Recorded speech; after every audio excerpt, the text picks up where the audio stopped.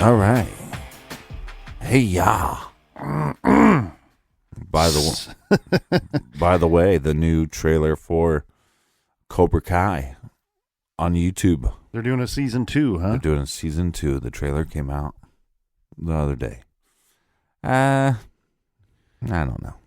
But you liked the first season. Season 1 was great, but here's my problem with it: is Cobra Kai at some point was never die. Right, it was taking a turn to be something different than it was in the 80s. Right. And now it seems like, oh, okay, we're going to put them back into their roles, and Cobra Kai is going to be bad, and Miyagi Dojo or Miyagi no Karate Dojo is going to start up. All the lessons are free because he doesn't need the money. And there's a clip of Daniel-san saying, I beat Cobra Kai before. I know how to beat him, or something like that. Right. You're like, you beat them once. And then let's not count the third episode because that was just awful. So the third episode of season 1 of Cobra Kai. No. The third movie? The third movie, yeah. That one was just ridiculous. It's very cheesy, the third movie. There was a fourth one, too, right? Wasn't Hilary Swank the new Karate Kid? I vaguely remember that one. But what's weird is, as cheesy as the third one was, I remember that one quite a bit better than the second one, where they went to Japan. Right, but if you look at the fourth one, Hilary Swank goes out to fight, and when she comes back to her corner, she falls and hits her head and goes into a coma, and then you have, what's his face? The old guy. I don't know. Which old guy? For the Cobra Kai? No. I thought you meant maybe the Cobra Kai Clint Eastwood. Sensei. Clint Eastwood then has to pull the plug on her. In $1 Million Baby. Right. But that's the same ending as number 4. And then when he pulls the plug, he says to her, Cobra Kai never die. I think that's what happened in the fourth one. But I haven't seen it in a while, so who knows? $1 Million Baby, fantastic movie. Oh, great. That's a great movie. But like Clint Eastwood decided, okay, Hollywood has a bunch of movies that end well. Let me just make movies that have a sad ending. That's what he did, right? He's done it like 10 movies in a row now. Yeah. Oh, $1 Million Baby. She's going to do a great job, and then she's going to die in a coma. And then if you look at like, what's the other movie where he is protecting the neighborhood and ends up getting shot to death at the end? Mm-hmm. You just go, come on. Does all your movies have to end so negatively? The Mule was very good. I haven't seen it I yet. saw The Mule in the theater. Very good. Yeah, well, $1 Million Baby alone, if you haven't seen it, is worth the watch just for the bickering between Morgan Freeman and Clint Eastwood. Yeah. That's my favorite part of the movie. They tease each other back and forth, and it's quite well. And the bully scene too, where the guy that's a little slow finally gets in the ring and he's getting beat up by the local bully, the guy that has no heart but a ton of talent. Mm-hmm. And then Morgan Freeman gets in there with one glove and knocks him out. Yeah. So yeah, that's probably the best. Yeah. What they call him, Danger. It's been so long. I believe in it. What $1 Million Baby? This probably 13, 14, 15 years ago. It seems like yesterday, right? But except for I forget half the movie. Well, and speaking of time going by, we talking about the new HBO docuseries. It's going to be a 4-part series. The case, I believe it's called The Case Against Adnan Syed. Yeah. And to think, I graduated in 99, and to think we're coming up, 20 years. Yeah. And so it's pretty crazy to kind of look back, and when I was watching part 1 of the docuseries last night, what's interesting about this case is since it's set in 1999 and both the victim, Heyman Lee, and let's just say the suspect, right? Right. Or, well, actually the convicted killer, we can say that. Right. Is they're both seniors in 99, so they're the same age as me, but what's interesting about this case is there's not a lot other than a couple of references to like passing notes in school, or which I'm sure they still do, even though you can text people. I'm sure they still pass notes. And like the beeper, like there's a couple of people that have beepers, and other than that, there's really nothing that kind of dates this case. Right. If well, that makes any sense. On that same note, and I don't know that it so much dates the case because this is still obviously available today, but it was interesting.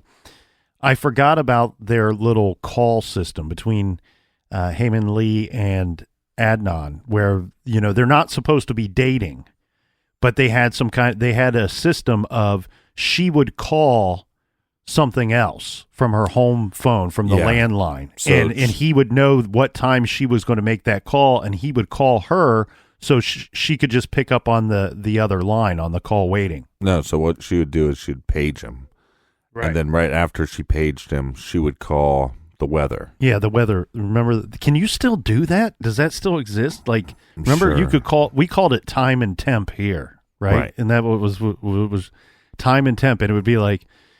It would have some tones at first, and then it would tell you what time it was, and it would tell you the temperature outside, right, and what that day's forecast would be.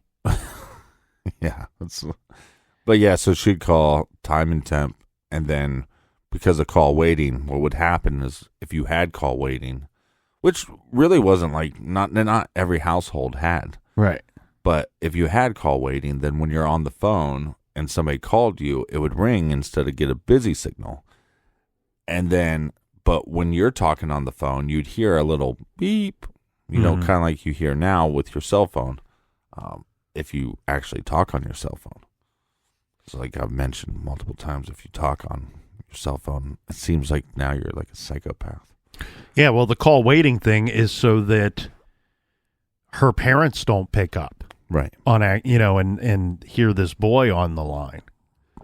And so I guess the first question I have for you is, did you watch it?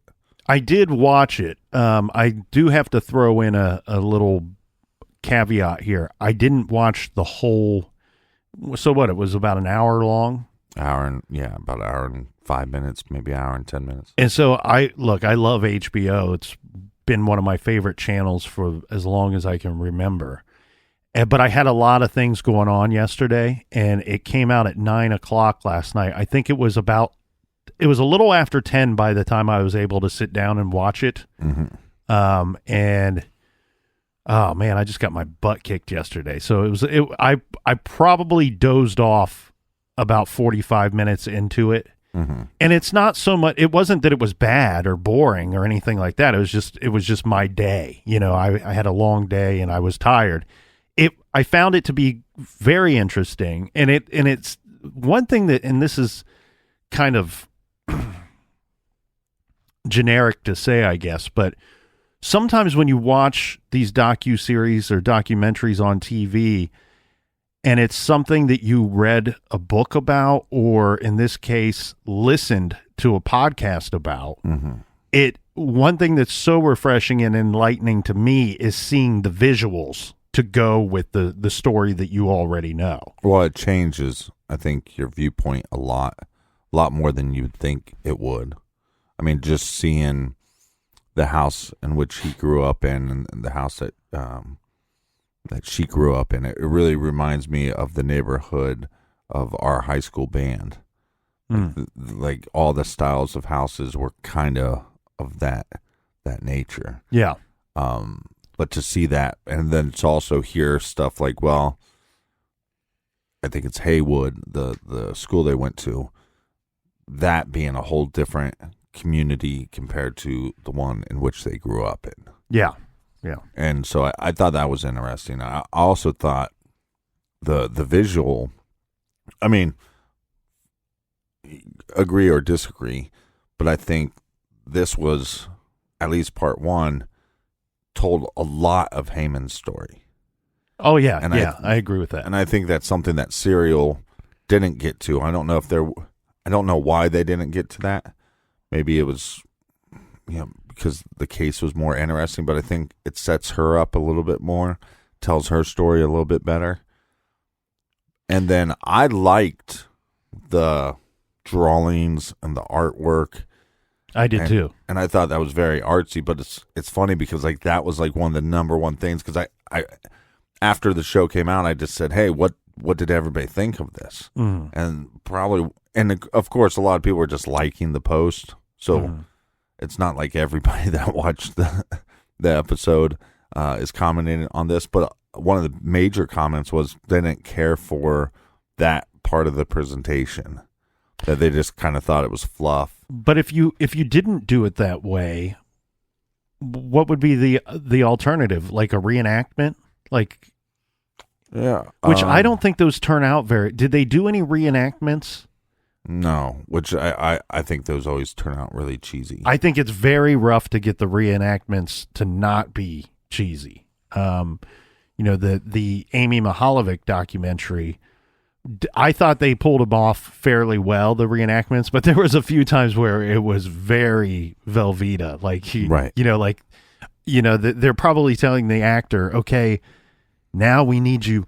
Could you put on a face that you're suspicious of something you just heard? And it's always weird. But I like the drawing situation better than the reenactment. Yeah, I liked it too, so it was kind of funny because even on Twitter today, there was a lot of people saying, "Yeah, I didn't really care for that part," and part of it is because I think maybe you're either more of an artsy individual or not. I think so. I appreciated that, but I also think with these documentaries, it's really strange because I was watching Ken Burns' Unforgivable Blackness about Jack Johnson, the boxer. And when you watch something like that, it's very dry, and it's there. It's Ken is doing his best job to be informative and then entertaining. And I think with these documentaries becoming so big and so powerful in the spectrum of the landscape of our society, that these documentaries, it's not that you just watch it and you get information and that's it. These documentaries are now changing lives, and they're persuading the public opinion. So on one sense, I think people were like, hey, I didn't need to know this nonsense. And I think part of that is because they knew some of it. And if you listen to Serial, and that's all you listen to on this case, you're talking about, you got 5% of the case.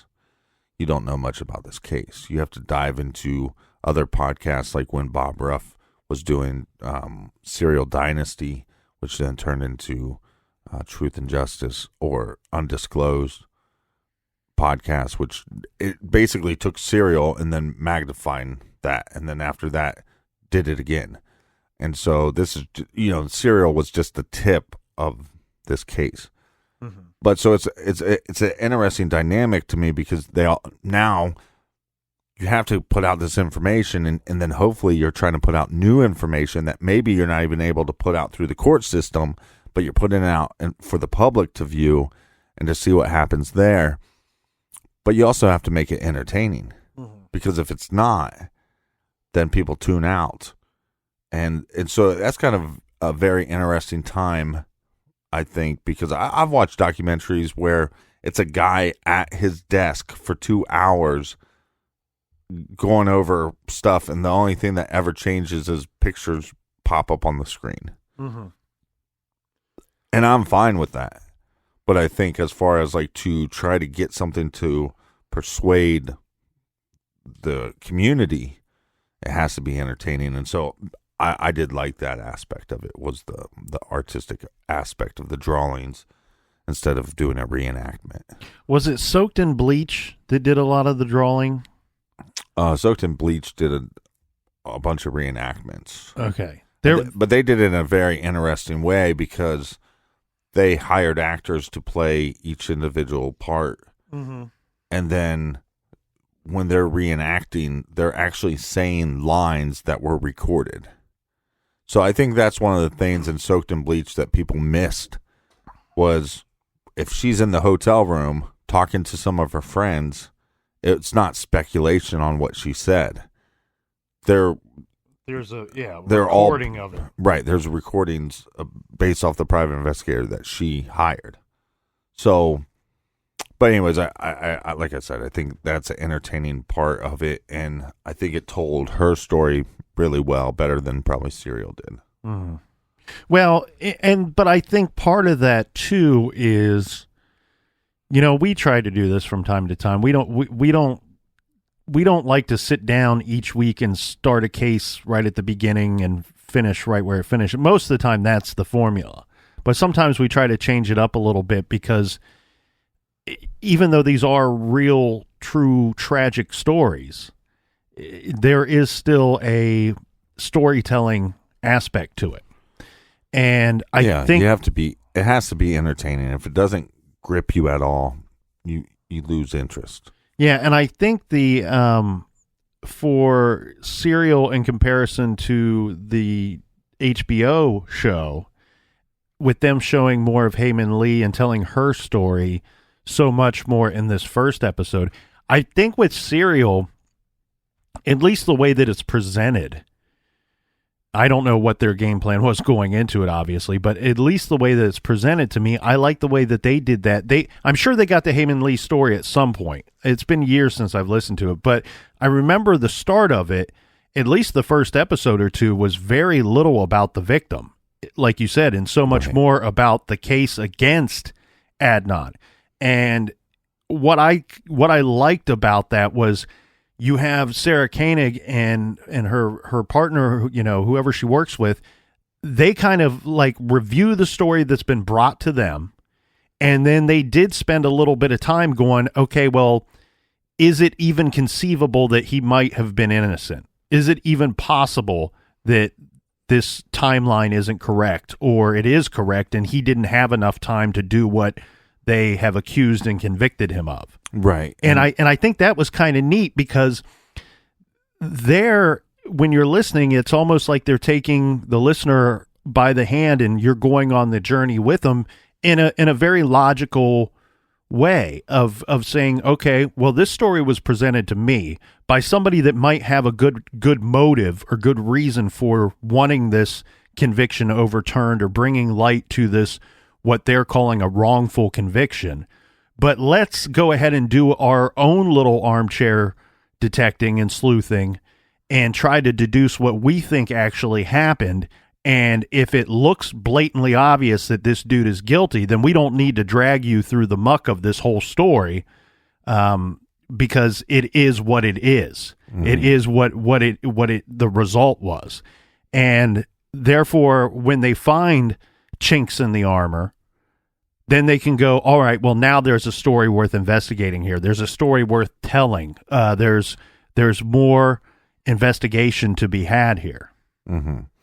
And I think HBO's doing it more of a, so far from what I've seen, it appears to be a little more straight down the middle, where I don't think Serial set out to be on the side of Adnan, but the story came to them from someone who was on the side of Adnan. So it came from Rabia. Yeah, so it goes into it in that way. But I believe this story from HBO is probably connected through Rabia as well, which Rabia is his cousin, I believe. Mm-hmm. And I've got a chance to meet her and talk with her, and she has an interesting story too. I mean, you're talking about, I think she's mother of 3 now, but to be going through law school and raising a family, and then on top of that to go, okay, well, I don't believe this guy is guilty, and yes, he's a family member, but what can I do? And she was very smart in the idea that media could do something that they couldn't. Mm-hmm. And nobody knew. Again, you pick media, but you pick a podcast. nobody knew the magnitude that it was going to be. You're talking about over 100 and some million downloads. Mm-hmm. That's insane. We're talking about an 8-part series or a 10-part series, and you have that many downloads. That's like a lot of listeners. 21 million downloads or something. I don't have the numbers in front of me. I'm just going off of what I think they said last night. No, over 100 million. Oh, I'm sorry. So I think they showed a little clip of where they were celebrating over 20 million, maybe, right, to kind of amp it up to for those who didn't know or have heard standing around the water cooler to listen to Serial, maybe never got around to doing it. I think it's important for HBO to bring up how, what this was for a different angle of media. A different, right. and it was so huge, and a lot of it was word of mouth. A lot of it was friends telling friends, "Hey, you should listen to this and right. check it out." Yeah, I mean that's one of the ways our show has grown to be so big. It's just people saying, "Hey, I listen to the show and it's entertaining." So with the drawings, I think what I was thinking of regarding Kurt Cobain was I think it's montage of Heck. Right, which is a different documentary. Which is not so much about the suicide; it's much more about his life. I think that was the one where they did a lot of it was all kind of reenacted through artwork, which I thought was for that movie in particular, and maybe that's what's opened my mind up to this idea for other documentaries to do it. But I thought they did so well with it in that movie that it's incredible. Yeah, so it's really hard to cover the Adnan case because there's a lot of people that are for his innocence or for his guilt, and they're very passionate about it, almost to the point where it crosses the line. And so we've tried to cover it before. We've discussed covering it, yeah. And we've looked into the case, obviously, a bunch. But what we really want to focus on is not the fact whether or not he's innocent or guilty. Like, we don't want to just, as far as our viewpoints go, we want to discuss the documentary and points of evidence that they're pointing out in the documentary that we find odd. So is there anything that jumped out to you at first, like by watching this? And because some of the information you've heard before, obviously, but was there anything that jumped out to you where you went, that's strange? No, not necessarily, because I'm not trying to downplay the documentary. What I've seen so far, it's good, but a lot of it was, to me, at least the first episode, was a lot of telling me the story that I've already heard. You know what I mean? Like, I agree with that on some level, but when they talk about the day that she goes missing, if you don't know anything about this case, these episodes aren't going to be interesting to you. So you might want to watch the documentary. If you haven't watched the documentary, probably watch that.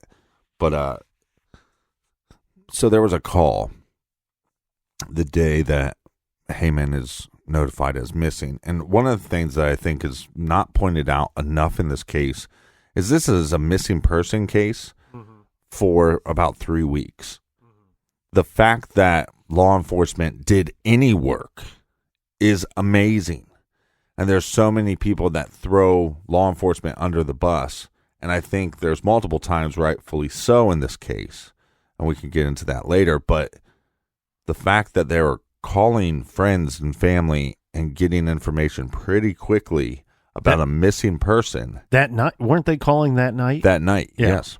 And so you get a call that night to Adnan, her ex-boyfriend. And what I thought was interesting was, I've heard that he got a call. I heard he was nervous. I heard all this other stuff.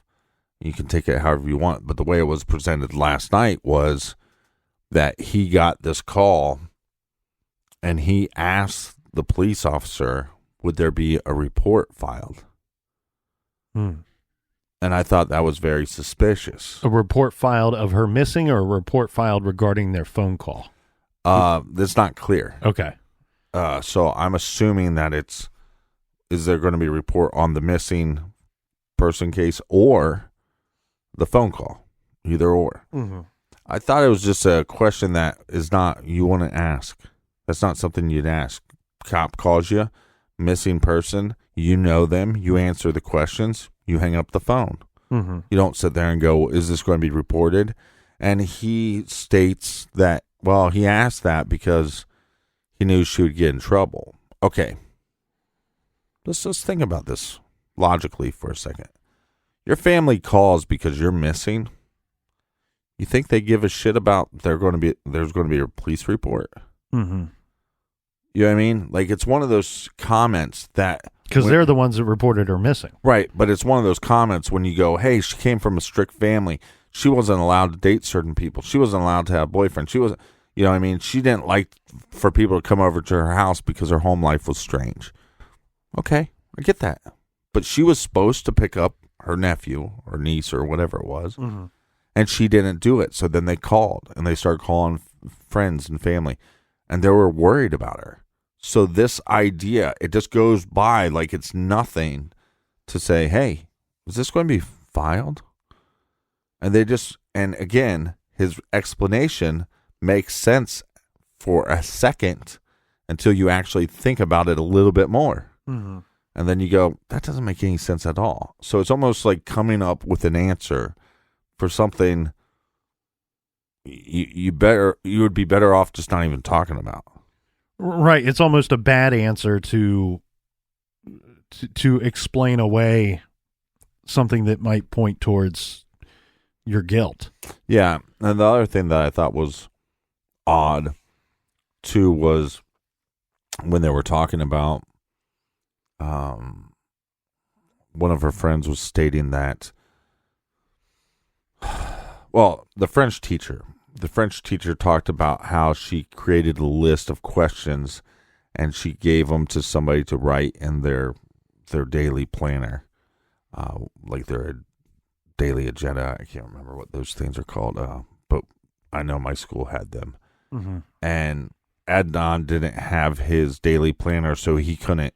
You have to have your daily planner to have them sign you out to go to the bathroom. Mm-hmm. So somehow he doesn't have his daily planner. He gets this girl's daily planner that just happens to have these questions that the cops basically asked the French teacher to come up with some questions to ask her friends and family, mm-hmm. because she was a younger teacher and she was closer to them. So he somehow gets that because he didn't have his, so he can use the restroom. And then he's questioned the French teacher, like, why are you coming up with these questions? Now, I understand that you're 18 at the time, but it's a missing person case. And I can't remember if it's just a missing person case at the time she's coming up with these questions. I'm assuming it is. Mm-hmm. But, the fact that he confronts her and says, hey, look, don't do that. And then the explanation is, well, I don't want my parents to find out. It's strange to me. I agree that's strange because, I mean, what how are they going to find out that they're asking questions around school? And if this girl that is somebody that you dated and you've gotten in trouble before, they know about her, right? Yeah. On some level. They might not want you to be dating her, but they know about her on some level. And the cops have been to your house. The cops have questioned you, with your father around. Mm-hmm. They know you had to say that you were in a relationship with her in front of your parents. They know about what's going on.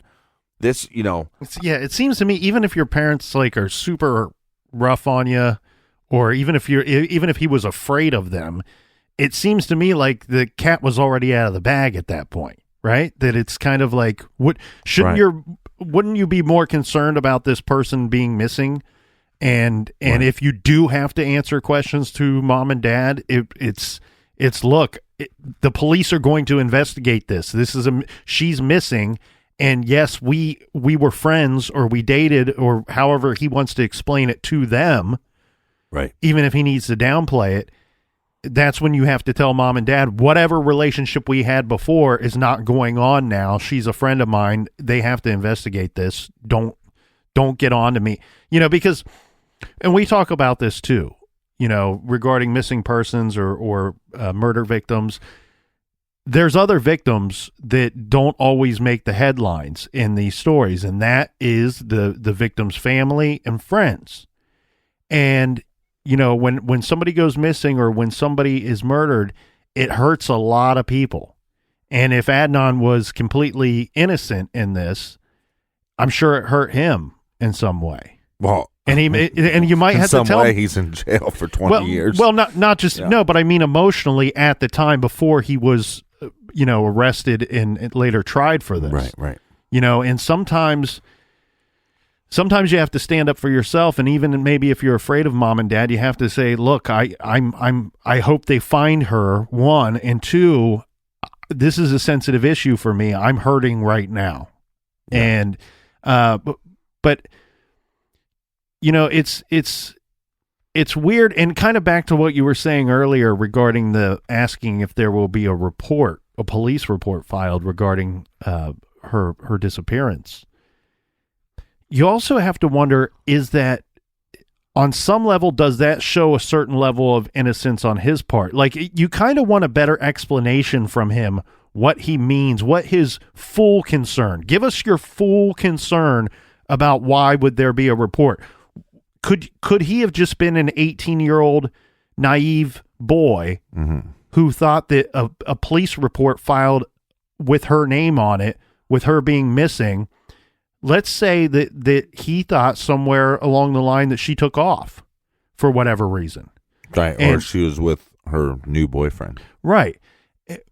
Did in his naivete, did he at some point think this could hurt her college career or could hurt her on some other level? You know what I mean? Was it truly being a friend and being worried about, not that she's just missing, but if she did walk away or if she did go off with somebody or is just not where she's supposed to be for a while? Right. Is he worried about what consequence this will have for her once she surfaces? Right, but that's one time. Right. And if it just happens one time, naivete, right? But when you're then going after the French teacher to say, hey, why are you asking questions about this? Mm-hmm. And then when they find Heyman's body, which I'm guessing that the clips that we saw of them finding her body in this shallow grave, which has always been something where it's like you visualize, but you have no clue. This is a grave. Mm-hmm. This is not, that they laid her down and put a couple leaves over her. So, but the other interesting thing is when they find her and they tell Adnan about this, and they kind of say how there was a pin drop, and then he starts like panicking and saying, I got to call the cops and it's the wrong person. Again, on some level, I think that's evidence on some level of somebody putting themselves into the investigation. And I don't think that favors him. I don't think that puts Adnan in a favorable light. Mm-hmm. And now I am hearing the crowd scream, he's innocent. He's innocent. Well, he might be, but I mean, right. we're going to go through some different. Right. What I'm pointing out is those are three things that I thought were fishy.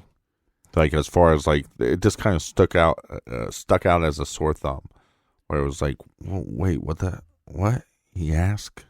Well, the other there's going to be a report on this. Yeah. But again, I do like your viewpoint on the idea that it could just be as simple as, well, she's supposed to go with Don. Right. And this whole thing where the guys that think he's guilty, the men and women that think he's guilty, the fact that he can't remember certain things, people throw that up as like a sign of guilt. And I just argue, again, she was missing for 3 weeks. Mm-hmm. And when he's really questioned about some of this stuff hardcore, he has to remember 3 weeks ago. Mm-hmm.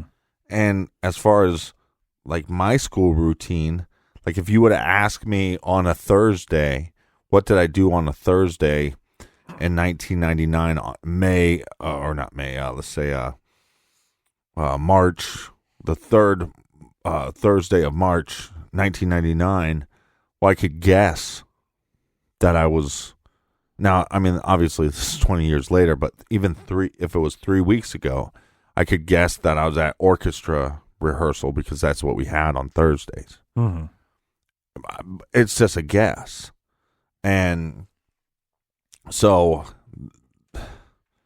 I think the fact that people bring that up as a sign of his guilt is just nonsense, because I don't think it's evidence of anything other than he just doesn't remember, probably because a lot of the days were the same. So the strange thing though becomes that he's not that close to this Jay character, but he lets him borrow a car. I have issue with that, but I don't want to go into like a million points of the case. I kind of want to focus on what was in the documentary. Mm-hmm. But I mean, they clearly point out that there was possibly an eyewitness.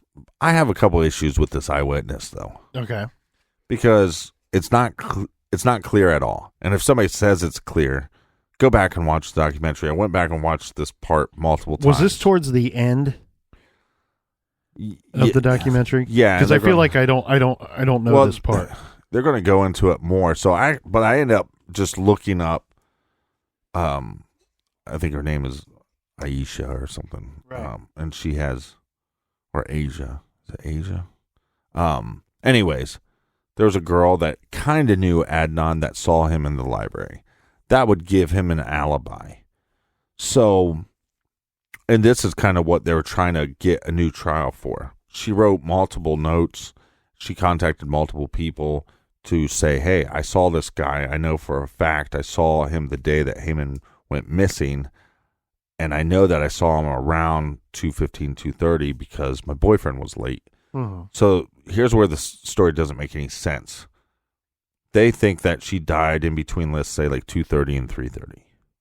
Mm-hmm. Heyman Lee died between 2:30 and 3:30. Mm-hmm. She thinks that she saw Adnan in the public library from school library. I get confused. I think maybe the public library was right next to the school. I think that's the situation. Right. A lot of people called it, I think, the school library. Mm-hmm. It was like right across the street. Yeah. So she's there. Here's where it doesn't make any sense, though. She claims that she talked to him like he didn't know her that well. She didn't know him, but I was one of these kids in high school. I talked to everybody.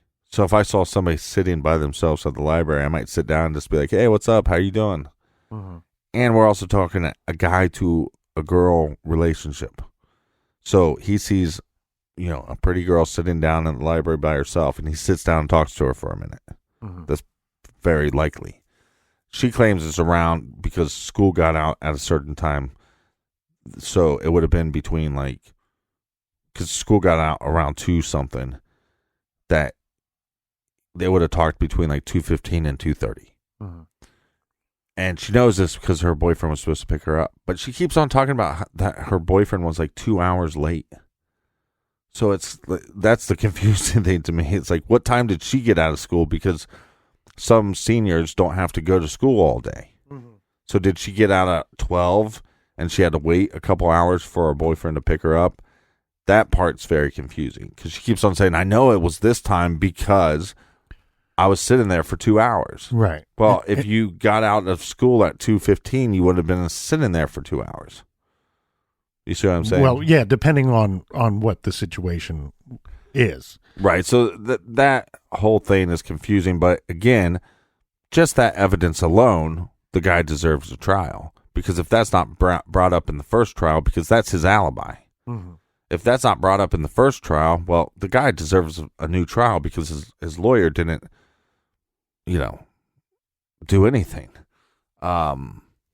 So those were some of the things that were kind of jumped out to me.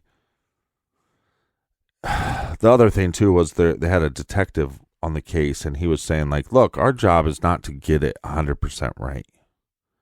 And and I agree with him. Mm-hmm. The detective's job is not to put all the pieces of the puzzle together. What he claims, and I think this is probably pretty accurate, their job is to get 51% of the way there. And then it's the court and the trial that needs to get it 100% correct.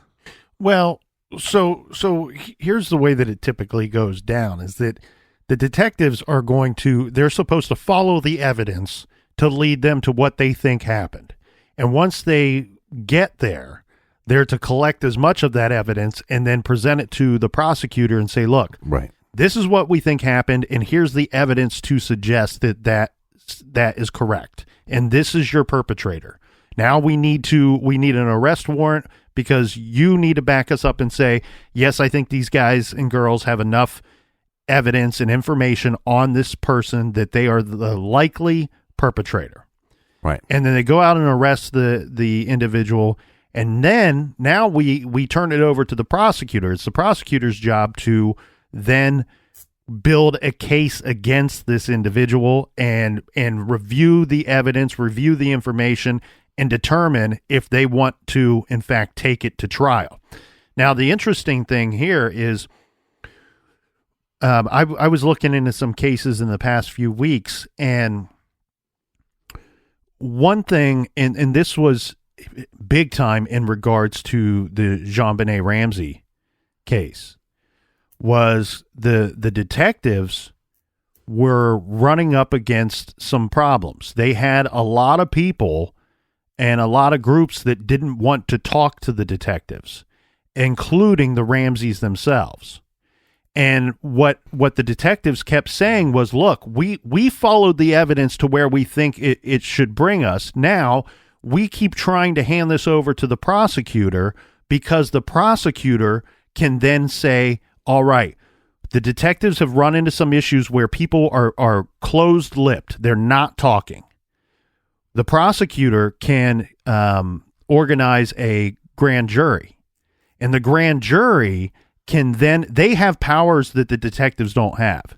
And what that is a grand, and there's not always a grand jury for every case out there, but a prosecutor can put one together. And then what happens is if we think you know something or want to interview you regarding this particular case, we call you in front of the grand jury. And if you won't talk to them, now we can take action against you for not talking, where you can choose to not talk to detectives. Right.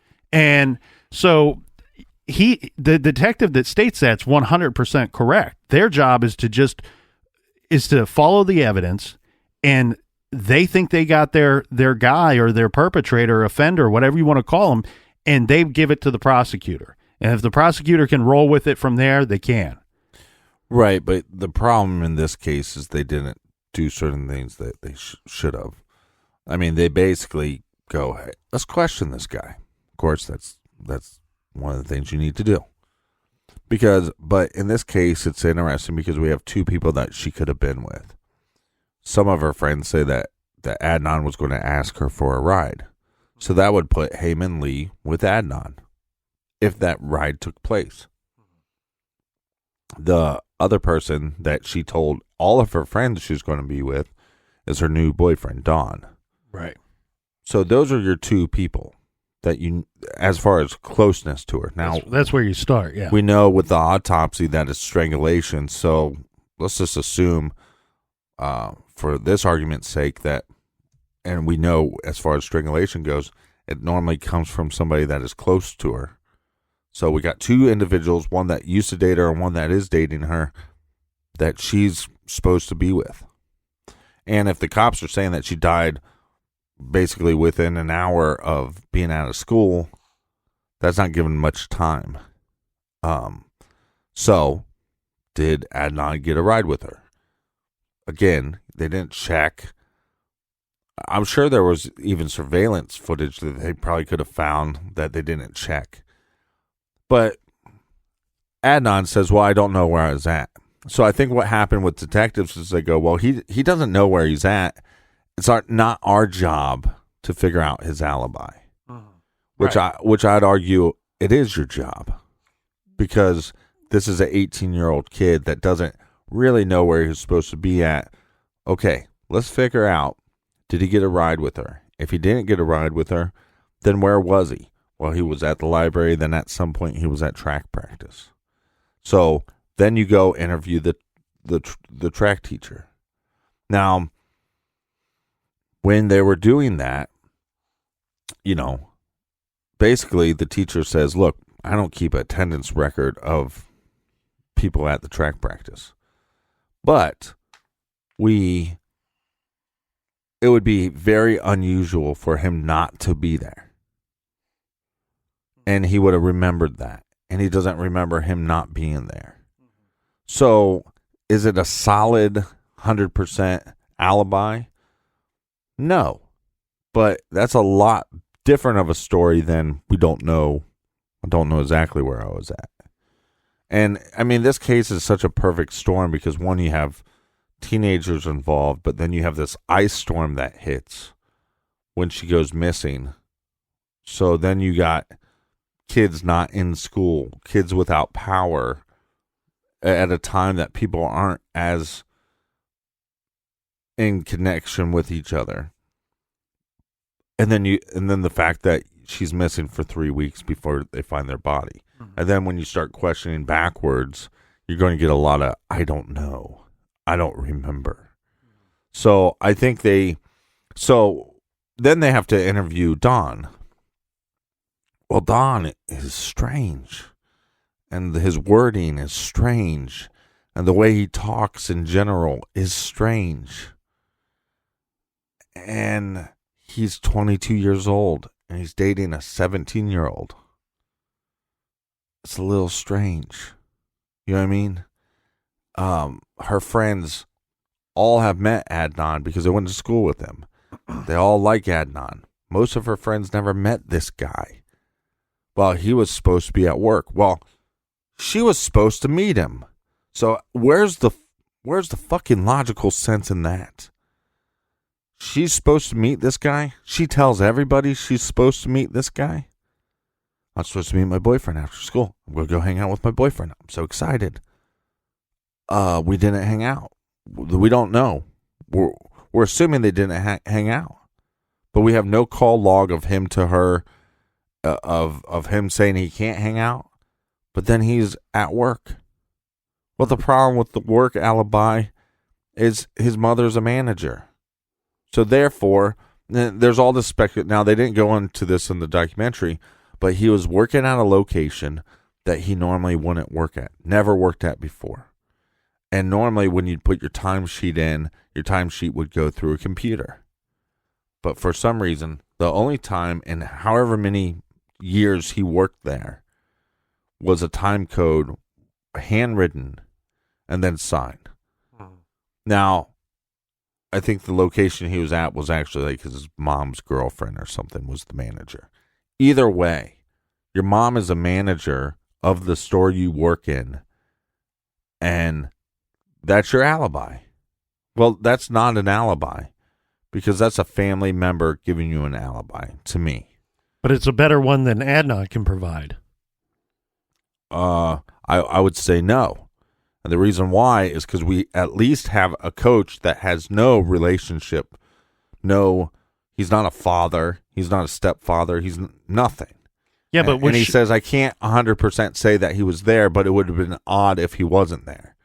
No, I'm not comparing the track coach's statement to this Don's time card. What I'm saying is, if I'm remembering the timeline correctly, wouldn't they believe she was dead by the time he would have gone to track practice? Right. So to have committed the murder, mm-hmm. he could have gone to both. He could have killed her and then went to track practice. And what I mean is being able to, one, tell police, hey, this is where I was during this time on this day, and here's something to back that up, be it whether you want to believe that piece of evidence or not. Right. That's for them to decide if they believe it or not, or think it was fixed or altered in any way to change what actually took place. when you have another guy that just straight up says, I don't know where I was. I could have been here. I could have been there. Well, that's right. But you got one guy that's providing no alibi and another guy that is providing something. Okay. Now whether you, but right. That's when they're detectives. That's when they have to deduce what's presented to them and decide which direction do we start to go with this. Right. But we got another thing in play. So I agree with you. So on that one, Don wins one. And now we got to start looking at Adnan. But like I said, there's rumors of her supposedly going to give Adnan a ride. Right? And it's not like he was getting a ride home. It's like a ride around the corner, basically. So there's two people that she could have been or supposed to hang out with. She's either going to see Adnan or she's going to see Don. Mm-hmm. So like you said, okay, alibi, give you that one. Don wins one. But we have multiple friends of hers that say she could not give Adnan a ride because she had something to do. She had somebody to meet.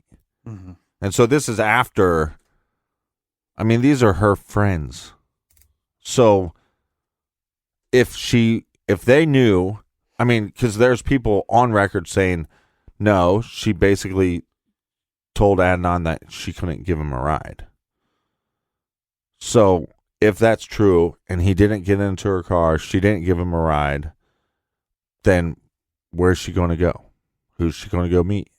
She's going to go meet Don. So win for Adnan. And like I said, I don't know exactly how that played out, but what I'm saying is, as a detective, and you go, okay, Heyman Lee, where was she going after school?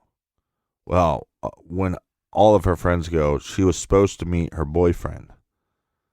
Well, that's the first rabbit hole you go down, and I really think what happened is they met. But wasn't Don's the shift that he worked that day, according to what we've been told on Serial? Wasn't that an unscheduled shift? Yeah. Right. So not necessarily. It doesn't have to be one or the other. There's a chance that it could have been Adnan could have been somewhere else, didn't get a ride with her. Right. She's supposed to meet Don, but now he's working at a different location. Right, but you're supposed to meet up with your boyfriend and he never calls you, never makes any contact with you to let you know he has to work. You know what I mean? Doesn't mean that it didn't happen. No, I agree. And I'm kind of but referencing. He doesn't call her. She's missing. He doesn't call her. No, I know, but that's a whole different avenue. We're talking about just one thing right now. Where was she supposed to be? Mm-hmm. And what I'm getting at is that being 1999, no, she doesn't have a cell phone. What's his means of letting her know that hey, I got to work this shift? You know, well, she has a pager, so we know that much. So, but yeah, so okay, maybe there's no communication, but that also doesn't eliminate the possibility, like you said, it doesn't have to be one or the other.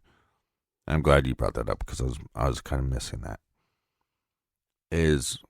Okay, Don goes and works Len's crafters. Well, right? I mean, because when Serial ends, they present the idea that maybe there's a serial killer that killed Heyman Lee.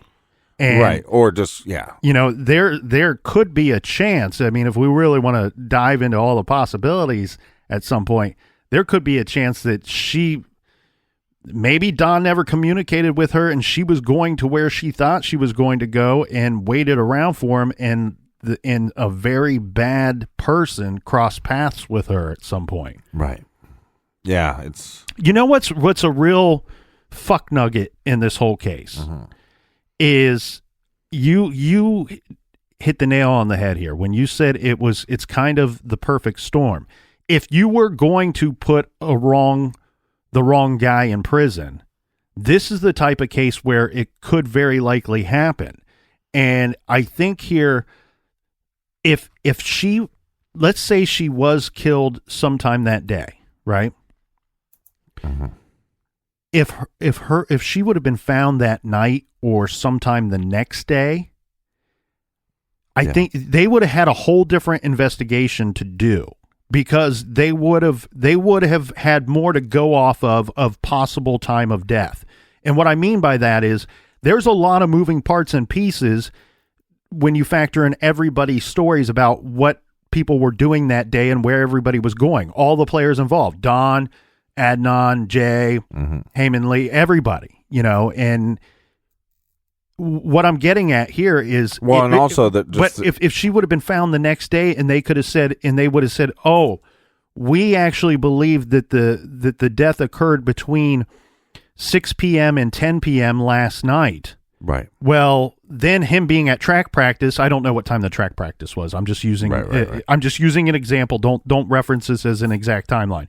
But there's a chance that track practice could have been more of an alibi because, as we pointed out, there's a chance he could have killed her and then also went to track. Well, if they had a better time of death, which they don't have and they will never have, there's a chance that time of death may have occurred or believed to have occurred while he was at track practice. Well, they believe within an hour, but I also think that a lot of the cops' beliefs and the detectives' beliefs in this case is just not true, and they don't have evidence to back that up. Well, no, they have no way of I mean, when you find someone 3 weeks later, they're going to have no way of really determining her time of death. They could probably narrow it down to within a couple days, but the situation here is if they're coming up with the time of death because and we've talked about this in cases we've covered. When you find somebody so much later, the only way you can come up with the time of death is you go, okay,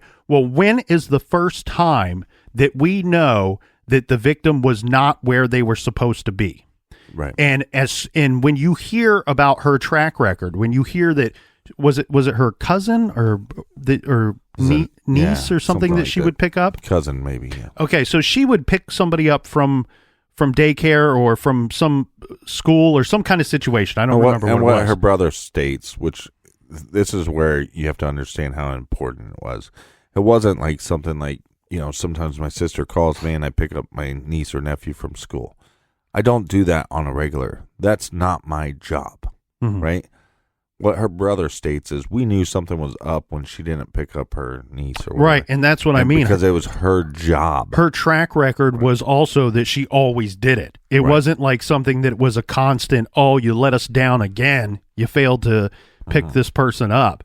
No, she always did it. And so that's all the police have to go off of when they're going, okay, that's when we believe that she was already dead or the murder occurred. They're going to say we believe she was already dead or the murder occurred around that time because this is where we can, what we believe definitively say she was not where she was supposed to be. Now, what I'm getting at is if she would have been found the next day, there's also a chance that you go, if they knew the hours of death or if they knew the window, there's a chance that she could have been detained for some reason. Well, and unable to pick that person up and was actually alive for an hour or 2 or 3 or 4 or 5 after that time when she was supposed to pick that individual up. Let me look up her name because I want to make sure I get this right. And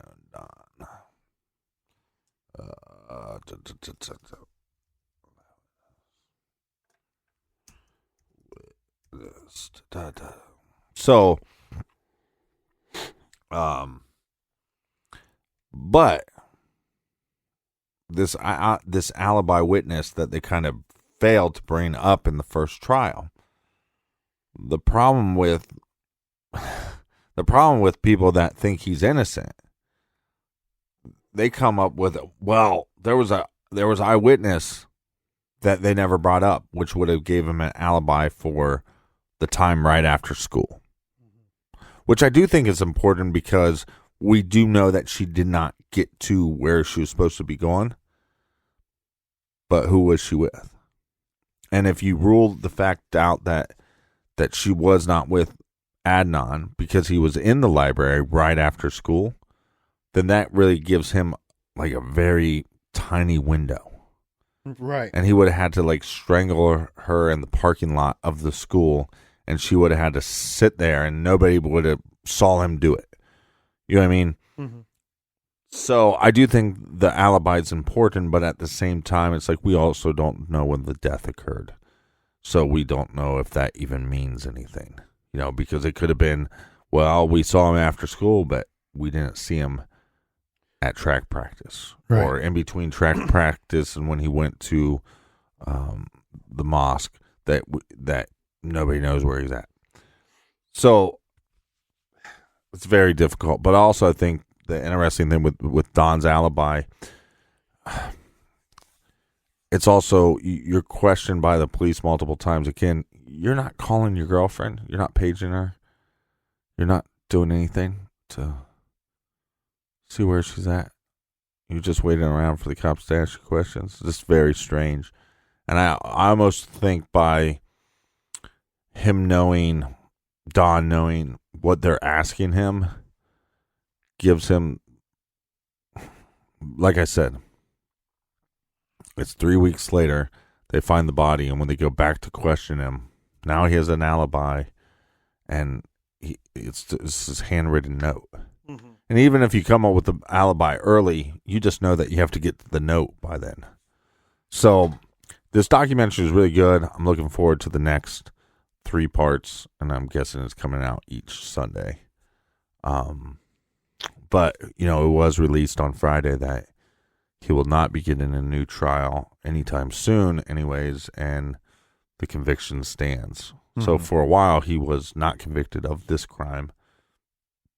Now it goes back to it stands. And what I was reading about this is, we might not have any movement on this case unless something really blows something wide open, like a confession or something. Mm-hmm. Any movement in this case for a possible 3 to 4 years. And I think that's pretty sad when there's a lot of holes in this trial in this case. Mm-hmm. Well, and you know what? Who knows? It for those that believe that Adnan was wrongfully convicted. There's always hope with these things. When we talked, what we haven't done in a long time is, must watch true crime shows or documentaries. We did that once or twice. The one that we referenced on there that was on our list, The Thin Blue Line. This was from back in, it's a case from 1976, and the documentary, The Thin Blue Line, came out in 1988. And I believe this is the first one, or one of the first ones, where this documentary ended up changing, who was sitting behind bars. Yeah.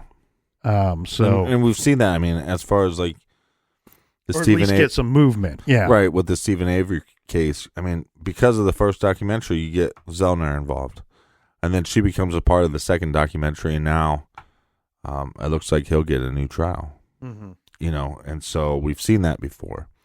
But in this case, like I said, was it timing by the state, knowing that the HBO docuseries is starting on Sunday, that they released that information? I believe it was on the Friday. Mm-hmm. Did they decide to come out with a verdict because that public opinion is going to be swayed? And like I said, I don't know what Rabia's involvement with HBO, but saying that, I don't think, after watching it, because here's what I wondered, like with Making a Murder, they can claim all they want that they didn't go in with the agenda, but after they learned what they learned, when they made the film and they edited the film, there was an agenda. Mm-hmm. So, but this one, I can't tell what the agenda is. Well, they might not have one, and hopefully they don't. They might just be, documenting. Because like I said, a couple of the things that stuck out to me as odd or doesn't put Adnan in a favorable light, like, came from the, straight from the documentary. Mm-hmm. And it's stuff that I never heard before or put that way. So I do think on some level, I really think, like I said, Serial is just the tip of the iceberg. But I really think we're going to learn a lot more from this 4-part series.